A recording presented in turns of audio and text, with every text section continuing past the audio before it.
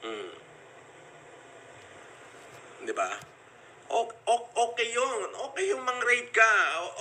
Okay yung pasukin mo. Okay yun. Dapat sinira mo na lang yung dapat mong sirain eh. Pero yung babae naman, gagaposin ng pulis, babae, taong simbahan. Ang pangit naman tingnan nun. Nagsalita na rin si Francis Leo Marcos tungkol ito sa ginawang raid ng mga kapulisan sa KOGC compound sa pamumuno ni General Torre. Ayon pa kay Francis Leo Marcos, baka darating ang panahon sisingilin ka ng taong bayan. Bago natin ipagpatuloy, paki-subscribe na rin sa ating channel para updated ka sa susunod kong mga upload. There will be no honor left to you, General Torre. At lagi mong tatandaan, baka singiling ka ng taong bayan. Walang papasok sa gate na yan. Sarado ang kabilang pintuan. Sarado ang kabilang pintuan. Walang papasok yan sa pintuan na yan. Lahat na nasa loob. Nandiyan mo na. Lahat na nasa labas. Wala nang papasok ha.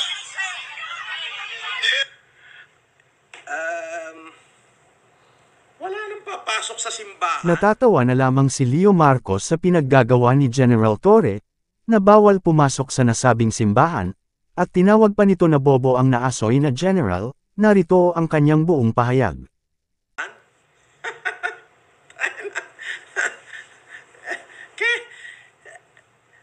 General, kahit presidente ng Pilipinas, hindi pwedeng utusan ang lahat ng miyembro ng kahit anong sekta ng reliyon na wag pumasok doon sa kanilang simbahan. Ang bobo mo. Diba? Kahit presidente ng Pilipinas, hindi niya pwedeng pagbawalan ng kahit na sino mang miyembro ng isang reliyon na bawal silang pumasok doon sa bahay-sambahan nila. O, di ba, you play. Diyos ko, General.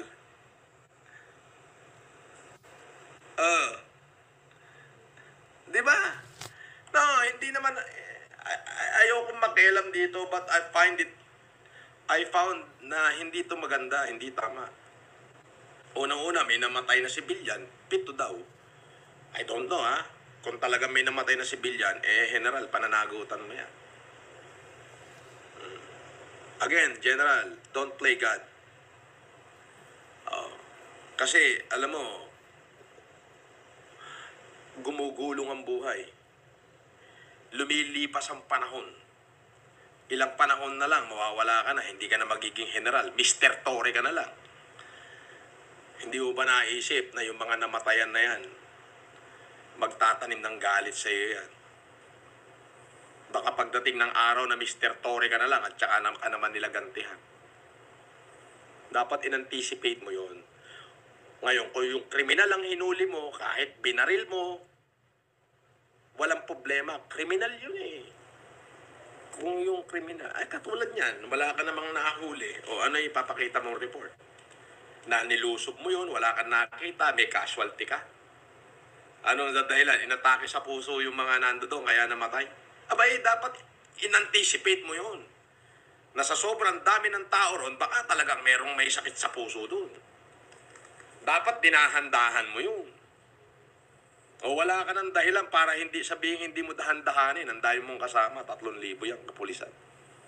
Ayon pa kay Francis Leo Marcos, sa huli ikaw ang dapat sisihin sa KOJC members at sa kaguluhan na nagresulta na may maraming nasasaktan at may namamatay.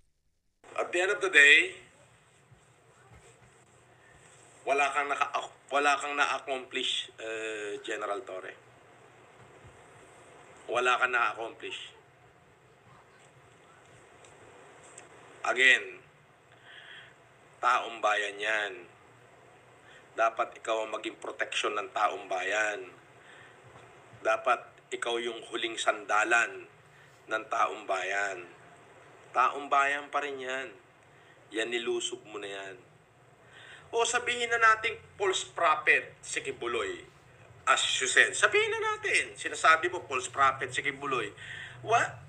I'm not agree to disagree. Agree ako sa'yo, General. Sinasabi mo, false prophet si Kibuloy. Agree ako sa'yo. Bakit ang hindi? Agree ako. Ano naman ang kinalaman ng false prophet doon sa 7 namatay na taong simbahan.